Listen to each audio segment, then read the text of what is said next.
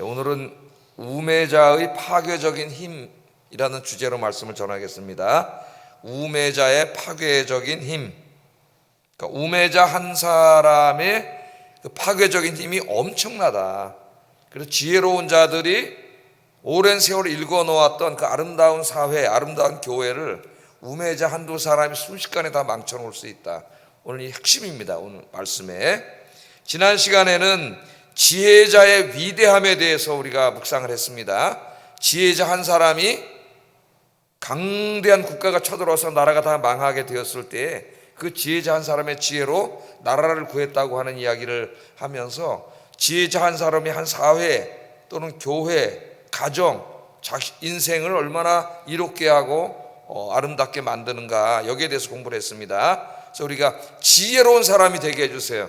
하나님의 지혜로 충만한 사람이 되게 해주세요. 지난 시간에 이제 이걸 공부했어요. 오늘은 이제 계속 같은 말씀인데 오늘은 우매자에게 집중되고 있습니다. 우매자의 파괴적인 힘. 우매자 한 사람이 아름다운 사회, 교회, 가정을 다 망가뜨려 놓을 수 있다는 거예요. 여기에 대해서 한번 좀 말씀을 묵상하겠습니다. 자, 솔로몬은 9장 마지막 부분에서 지혜의 위대한 힘에 대해서 말한 후에 바로 이제 10장으로 넘어오면서 우매함의 파괴적인 힘에 대해서 강조를 하고 있습니다.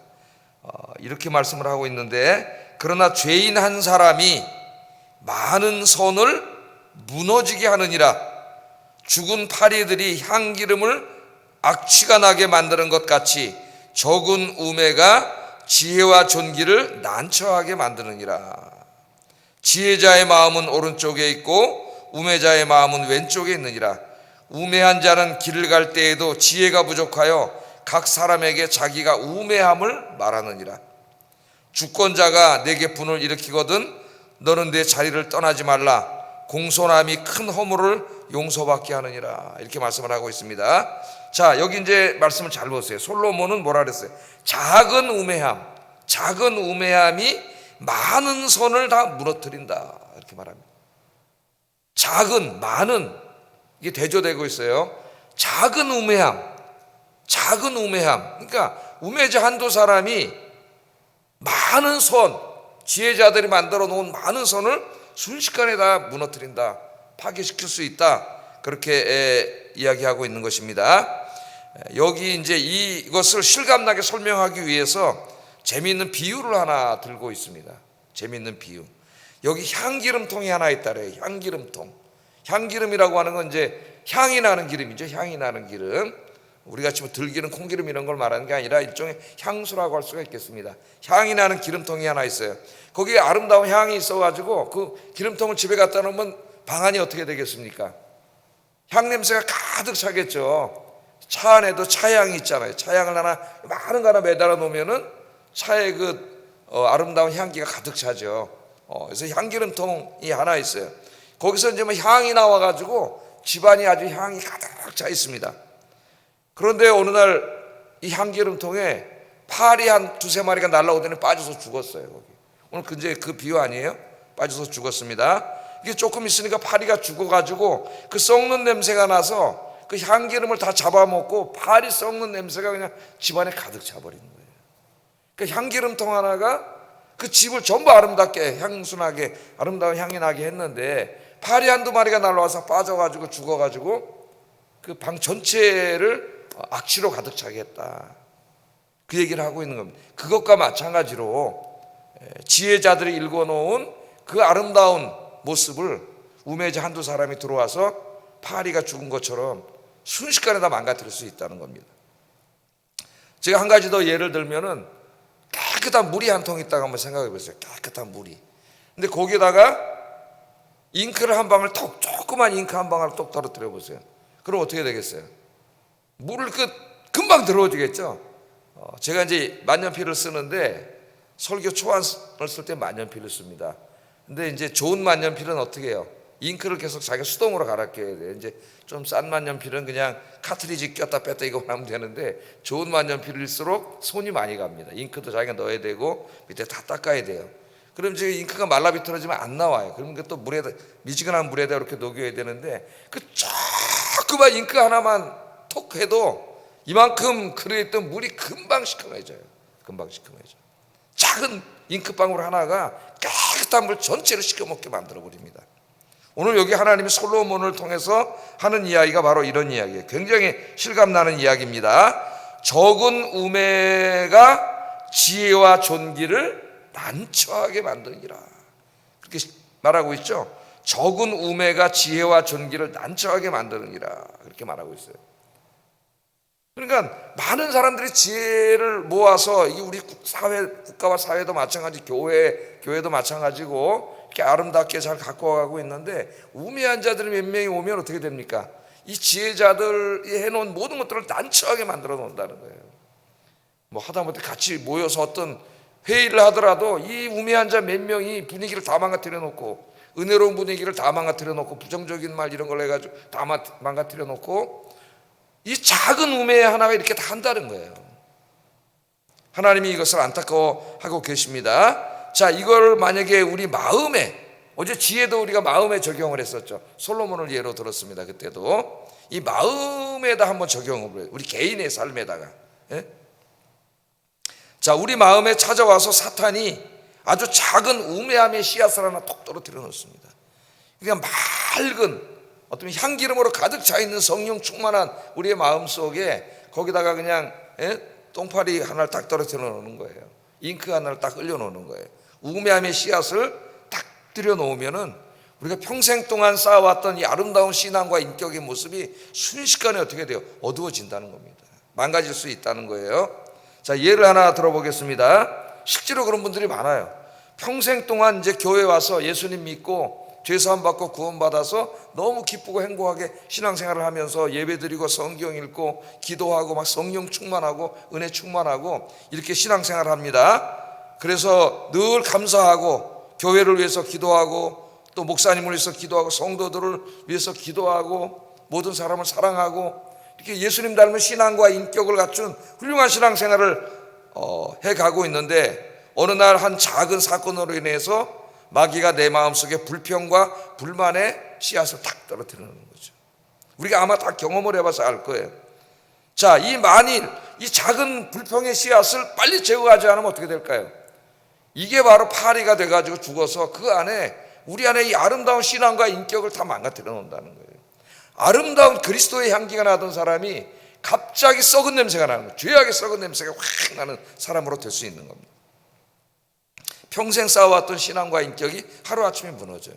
그런 사람들 많이 봤어요. 여러 교회를 사역하면서. 안타까운 일이죠.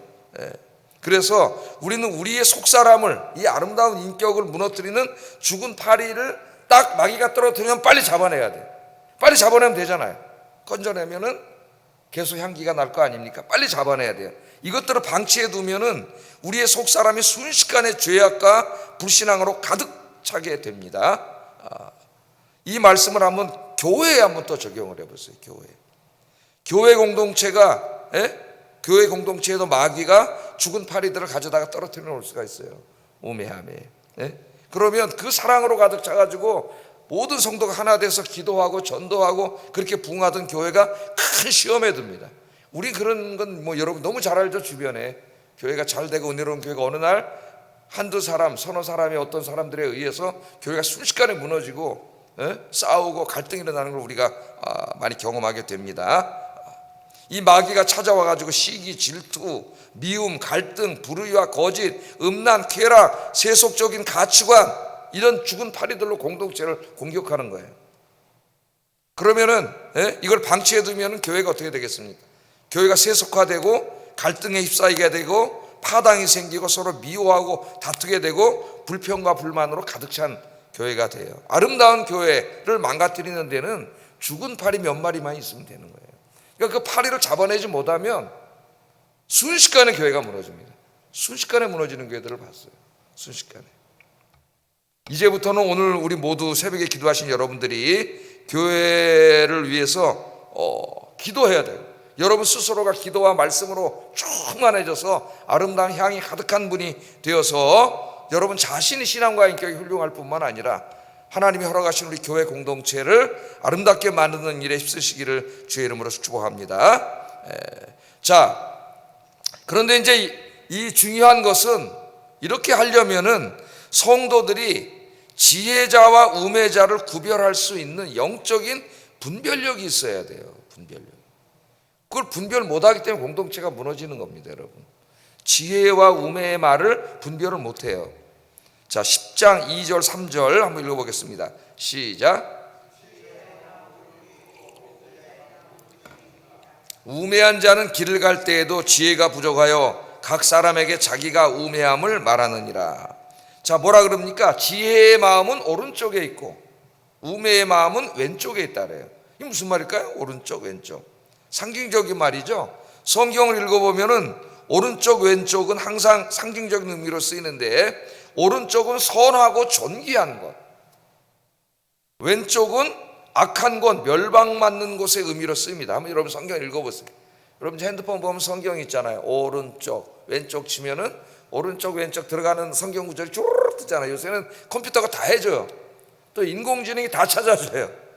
챗GPT. 여러분 뭐 신학 이제 공부 안 했어도 오른쪽 왼쪽 들어가는 성경 구절 찾아줄래? 그러면 챗GPT가 다 찾아줘요. 옛날에는 저희 공부할 때 콩코던스라고 이만한 두꺼운 책인데 이게 12권인가 10권인가 저도 샀었어요. 이만해가지고 성경에서 예를 들어서 사랑 그러면은 사랑이 들어가는 성경 구절을 한번 다 찾아보고 싶으면 이 책을 열어가지고 사랑 찾으면은 구절이 쫙 나. 이런 식으로 공부를 했어요. 신학교 초창기만 해도 이만한 책을 샀어요. 엄청 비싸요. 근데 좀 이따 이게 성경 컴퓨터가 나오니까 이게 아무 소용이 없어졌어요. 솔팅 기능이 있잖아요. 성경 기능. 누르면 다 나와. 그냥 무료야 또 성경이. 이 책 다 버렸어요. 이게 필요가 없어요. 이 컴퓨터가 나오면서 하여튼 사전은 다 망했습니다. 종이 사전은 다 필요가 없어요. 요새 영어도 학원도 거의 갈 필요가 없어요. 영어 문장 이만한 거 하나 신문 이렇게 CNN 뉴스 보다가 챗GPT에 넣어놓고 이거 저 해석하고 어구 분석해줘 그러면 학원 선생님보다 10배는 더 잘 해줘요. 챗GPT가. 이런 시대가 됐습니다. 그래서 한번 여러분이 그렇게 혼자 성경 공부할 수 있어요. 근데 간혹 잘못된 정보들이 나올 수가 있기 때문에 확인은 해봐야 됩니다. 여러분 확인을 해보셔야 돼요. 근데 점점 완전해지고 있어요. 점점. 자, 성경에 보면 오른쪽은 항상 존귀한 곳, 의로운 자들이 있고 왼쪽에는 악한 곳, 악한 자들이 있어요. 양과 염소의 비유에도 그렇죠. 오른쪽에 양이 있고 왼쪽에 염소가 있습니다. 마태복음 25장에. 그러니까 여기 지혜자의 마음은 오른쪽에 있고 우매자의 마음은 왼쪽에 있다. 그렇게 이야기하고 있습니다. 오른쪽 왼쪽 금방 알잖아요. 그건 무슨 뜻이에요? 기도하면서 잘 보면은 우매와 지혜는 구분된다는 거예요. 오른쪽 왼쪽 있잖아. 내가 어리석어지면 구분도 못해. 그러나 우리가 기도하는 사람들은 그게 딱 구분이 된다는 겁니다. 구분이. 또 지혜자는 선한 길, 생명의 길로 가고 우매한 자는 악한 길, 죽음의 길을 갑니다. 그래서 조금만 분별력이 있어도 누가 지혜자인지 우매자인지 금방 알아볼 수 있어요. 금방. 가만히 살펴보면 우매자들은 자신의 말과 행동을 통하여 뭘 한다 그래요? 자신이 우매자인 것을 다 드러낸다 그래요. 3절 한번 읽어보겠습니다. 시작. 우매한 자는 길을 갈 때에도 지혜가 부족하여 각 사람에게 자기가 우매함을 말하느니라. 지혜는 오른쪽에 있고 우매는 왼쪽에 있어요. 조금만 분별력을 가지고 봐도 오른쪽에 있느냐 왼쪽에 있느냐만 봐도 금방 알 수가 있다는 것이고, 또 길을 갈 때에도 우매자는 계속 말을 하는데 그 사람 말하는 걸 가만히 들어보면 조금만 분별력이 있어도 이 사람이 지혜자가 아니라 우매자구나. 이 사람 큰일 날 사람이구나. 공동체 갈등을 일으키는 사람이구나. 불평불만으로 가득한 사람이고, 이게 금방 한단 말이에요. 그런데 어리석은 자는 이걸 구분을 못해요. 구분을 못해요. 그 사람은 옳은 사람이라고 생각을 할 수가 있다는 겁니다. 그래서 잠언에서 솔로몬이 또 다른 성경을 쓴 게 잠언이죠. 잠언 12장 23절은 이렇게 말합니다. 미련한 자의 마음은 미련한 것을 전파하느니라. 그러니까 우매한 자, 미련한 자는 이 안에 미련, 우매함으로 가득 차 있기 때문에 입을 열면 뭐가 나와요? 그렇죠. 우매한 게 죄악이 계속 나오고 어디 가서 서 있나 보면 항상 왼쪽에 가서 서 있다는 거예요. 왼쪽에 가서. 금방 알아요. 조금만 분별력이 있어도. 우리 그리스도인들이 분별력이 있어야 된다. 분별력이. 누가 큰 소리를 내. 어제도 보면 우매자는 큰 소리를 낸다. 지혜자는 작은 소리를 내지만은 작게 얘기하지만 진리를 말하는 거죠. 진리. 그래서 여러분, 우리에게는 우매와 진리를 구별할 수 있는 분별력이 있어야 돼요. 분별력이 있는 분들이 있으면 교회든 국가든 이게 위기에 처하지 않습니다. 왜? 분별을 할 수가 있기 때문에. 그러나 어리석은 자들 같이 있으면은 분별을 하지 못해요. 분별을.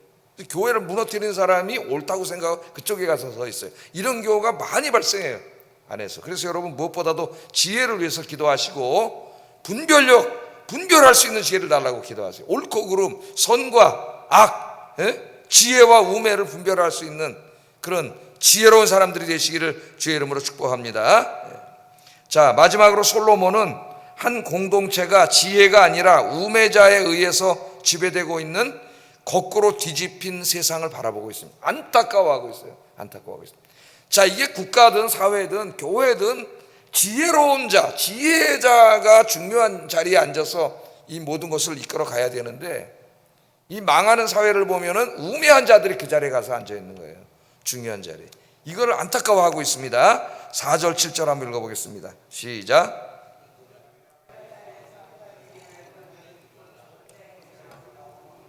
우매한 자가 크게 높은 지위들을 얻고 부자들이 낮은 지위에 앉도다. 또 내가 보았노니 종들은 말을 타고 고관들은 종들처럼 땅에 걸어 다니는도다 그랬습니다. 여기 부자가 나오는데요. 부자는 돈이 많은 사람을 말하지 않습니다. 이 문맥에서는 비유적인 표현이에요. 내가 해 아래에서 한 가지 재난을 봤다. 재난. 이런 일이 벌어지면 이건 재난이 온 거예요. 그 사회나 교회나 이 재난을 봤는데, 그게 뭐예요? 그 주권자에게서 나오는 허물이라. 그 위에 어떤 중요한 자리를 차지하고 있는 자죠. 지도자. 거기서 나온 허물인데, 우매한 자가 크게 높은 지위들을 얻었어요. 그 사회는 우매한 자들이. 누가 높은 지위를 얻어야 돼? 지혜로운 자가 얻어야 되는데 우매한 자들 그 자리에 올라가 있다는, 대통령, 국회의원 이런 자리에 올라가 있다는 거예요. 그 다음에 부자는 낮은 지위에 있대요. 부자는 돈 많은 사람이 아닙니다. 여기서 부자는 전문적인 식견을 가지고 있는 지혜로운 자를 말하는 거예요. 지혜로운 자. 지혜로운 자는 그냥 저 낮은 자리에 있는 거예요. 그럼 이거 누가 이끌어가겠어요? 지금 이 사회를. 우매한 자들이 이끌어가는 사회가 되는 거죠. 우리 지난 시간에 공부했던 것처럼. 그럼 이제 그 사회가 망하는 거예요. 망하는 겁니다. 자, 이처럼 우매한 자가 높은 자리에 올라가서 앉아있고 지혜로운 자가 낮은 자리에 앉아서 아무 영향력도 발휘하지 못하는 사회를 바라보면서 이것을 뭐라 그랬어요? 재난이라 그랬어요. 재난. 우리가 재난은 언제 쓰는 말이에요? 홍수가 났거나 전쟁이 일어났거나 불이 났거나 이래서 엄청난 인명과 재산의 피해가 일어났을 때 우리가 이걸 재난이라 그러잖아요. 재난. 지금도 막 여러 곳에서 전쟁이 일어나서 많은 사람이 죽고 있는데 이런 게 재난이잖아요. 재난. 홍수가 나서 확 쓸어가고, 쓰나미가 일어나서 막 몇만 명이 한꺼번에 죽고, 지진이 일어나서 사람들이 죽고, 화산이 폭발하고, 이런 게 재난이죠. 그런데 하나님께서 오늘 재난이라는 말을 쓰고 있습니다. 우매한 자들이 높은 자리에 앉아서 국가의 중요한 것을 다 경영하고 있거나, 교회도 마찬가지예요. 교회 공동체는 우매한 자들이 직분을 받아서 중요한 일을 하고 있는 그 교회와 사회는 재난 상태라는 겁니다. 재난이에요. 홍수가 나거나 쓰나미가 일어나고 화산이 폭발하고 지진이 일어나고 똑같다는 거예요. 재난이라는 거예요. 재난. 그래서 이런 사회를 거꾸로 뒤집힌 세상. 그 지혜를 공부할 때도 우리가 공부를 했습니다. 우리 개인은, 그리스도인은 나 혼자 살지 않아요. 내 가정이 있습니다. 가정이 행복해야 내가 또 행복한 것이고, 또 교회가 행복해야 내가 행복하고, 이 사회가, 국가가 행복해야 내가 행복할 수가 있는 것이죠. 다 연결이 돼 있어요. 그래서 국가도 잘 돼야 되고, 교회도 은혜로워야 되고, 가정도 행복해야 됩니다. 여기 가장 중요한 게 뭐냐 그러면 지혜입니다. 지혜. 옛날에는 이제 국가를 지도하는 사람들은 왕과 귀족들이 태어나면서부터 신분에 의해서 결정이 돼가지고 그 사람들이 그냥 대대로 해먹었어요. 근데 이제 민주주의 사회가 오면서 그런 건 다 없어졌고, 국민들이 이제 투표를 통해서 다수의 지지를 받는 사람이 그 자리를 차지하게 되는 겁니다. 많은 사람이 그렇게 생각을 할 거예요. 지혜로운 사람이 누구든지 대통령이 되고 국회의원이 되고 이런 자리에 앉아서 지혜롭게 나라를 다스려야 모든 게 잘 될 거 아닙니까? 그래서 이제 선거를 하죠. 근데 정말 지혜로운 사람이 뽑힐까요? 물론 뽑힐 수도 있겠습니다. 다수를 얻은 사람이 꼭 지혜로운 사람일까요? 그렇지 않다는 걸 우리는 너무나 잘 알고 있어요. 국민들이 어리석어져 가지고 그 선동에 속아 중후 정치가 됩니다. 어리석은 국민이 돼서 속는 거죠. 국민을 속이는 요새 가짜 뉴스 막 이런 것들이 인터넷 유튜브를 통해서 수없이 많이 쏟아져 나오는데, 이걸 분별할 능력도 없고 뭐가 옳고 그름인지 어리석은 자는 깨닫지를 못해요. 그래서 어리석은 선택을 하게 되는 거예요. 그래서 우리가 기도해야 됩니다. 기도해야 되고, 제가 지혜를 가르칠 때도 말했지만 이 나라에 또 6월에 선거가 있고 그런데 그리스도인들은 자기 신앙과 양심에 따라서 기도하면서 뽑으면 되겠지만, 그 신앙과 양심을 마비시키는 게 뭐라 그랬어요? 지방세하고 정치 편향이라 그랬습니다. 이 두 가지를 가지고 있는 사람은 선과 악, 지혜와 우매를 구분하지 않아요. 무조건 나는 고향이 어디고 나는 정치 성향이 어디고 이것만 보고 뽑으면 그걸 이용해 먹잖아요, 정치인들은. 그래가지고 국가를 갈라놓고 이용해 먹고 어리석은 국민들이 뽑아주고 나라가 이제 쇠퇴해 가는 거예요. 그래서 우리 그리스도인들은 두 가지를 싸워서 이겨야 됩니다. 지방색을 이겨야 되고 정치 편향을 이겨야 돼요. 모든 사안들을 기도하면서 성경 말씀이 지혜라 그랬잖아요. 지혜의 말씀을 성경 말씀에 비추어 봐서 그나마 그래도 누가 그래도 좀 지혜로운 사람인가, 선한 사람인가를 분별하려고 하는 노력과 기도가 있어야 된다. 그리스도인들이 무책임하게 나는 그냥 어디 지역, 나는 어느 지역 이러면 안 된다는 거죠. 그럼 그 민주주의는 의미가 없는 거예요. 귀족 정치, 왕정보다도 못한 나라가 돼요. 그렇게 되면은 또 이게 교회도 마찬가지라 그랬죠. 교회도 이제 하나의 어떻게 보면 경영체고 조직체입니다. 교회도 물론 유기체이고 성령 공동체이지만 교회가 이제 점점 커질수록 조직이 없이는 경영하지 않고는 질서 있게 유지될 수가 없어요. 그래서 교회 안에도 다 이제 질서를 유지하는 조직이 있는 것이죠. 그래야 이게 질서정연하게 움직일 수 있는데, 그 중요한 포스트에 가야 될 사람들도 교회도 투표로 뽑습니다. 투표로. 그래서 3분의 1을 받아야, 담임 목사도 3분의 2 이상 지지를 받아야 되고 투표를 받아야 돼요. 이럴 때도 누구를 뽑아야 돼요? 지혜로운 사람들을 뽑아야 되죠. 내 친한 사람, 나하고 얘기 많이 하는 사람, 그런 사람이 아니라 정말 저 사람 예배 생활, 기도 생활, 전도 생활, 봉사 생활, 다른 사람들과의 관계 모든 것을 다 보아서 저 사람이 정말 교회 공동체, 하나님의 교회를 위하여 유익하고 지혜로운 사람인가, 그걸 보는 게 중요해요. 왜냐하면 하나님 말씀하셨잖아요. 지혜는 오른쪽에 있고 우매는 왼쪽에 있어. 금방 알아요. 조금만 보면은. 그 다음에 그 안에 이 우매로 가득한 사람은 말하는 걸 보면 알아요. 말에 계속 우매함이 튀어나오잖아요. 우매함이. 그래서 하나님의 교회를 아름다운 교회로 만드는 게 중요하다. 그래서 전도사가 굉장히 중요한 성경이에요. 사도행전 6장에 보면은 예루살렘 교회가 점점 부흥하면서 교회 조직을 만듭니다. 뭐 구제를 하더라도 할 수가 없잖아요. 이걸 다 이제 많아지니까 7명의 집사를 세워서 교회 재정과 구제 이런 일들을 하게 만들죠. 그때 이제 아무나 뽑은 게 아니라 어떻게 했어요? 기준이 있어요. 기준이.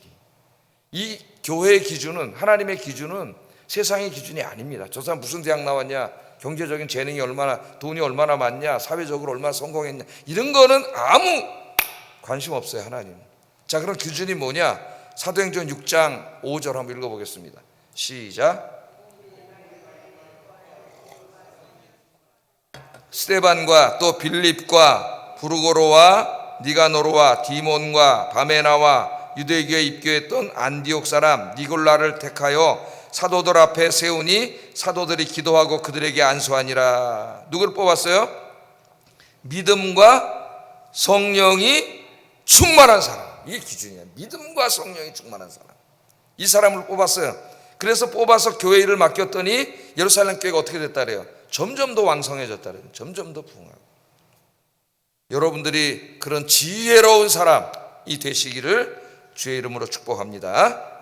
꼭 우리는 명심해야 돼요. 우리가 아무리 지혜로운 사람들이 아름답게 공동체를 일궈놨다 하더라도 우매자 한두 명이 거기에 들어와 앉아 있으면 순식간에 다 망가뜨린다는 거. 그 향기름을 순식간에 악취로 만들어버리고 그 깨끗하고 맑은 물을 순식간에 시큼한 물로 만들어버린다는 거 늘 아시고, 우매함은 다 집어내고 여러분 자신이 먼저 성령 충만하고 하나님의 지혜로 충만한 여러분들 되시기를 주의 이름으로 축복합니다. 특별히 내 마음속에 있는 우매함, 이걸 집어내야 돼요. 다 오늘 십자가 앞에 내려놓으시기 바랍니다. 기도하겠습니다. 늘 기도하고 말씀 묵상하여 내 마음에 침투해 있는 모든 우매함을 제거하게 하소서. 다른 사람 볼 거 없어요. 내 마음속에 있는 우매함, 이걸 다 집어내게 해주세요. 그래야 내 가정이 행복하고 교회가 행복하고 이 나라가 잘 됩니다. 두 번째, 우리 교회 공동체, 특별히 교회에 적용을 하겠어요. 교회 공동체 안에 있는 모든 우매함들을 제거하고 하나님의 지혜로 충만한 사람들이 섬기는 은혜로운 교회가 되게 하소서. 기도하겠습니다.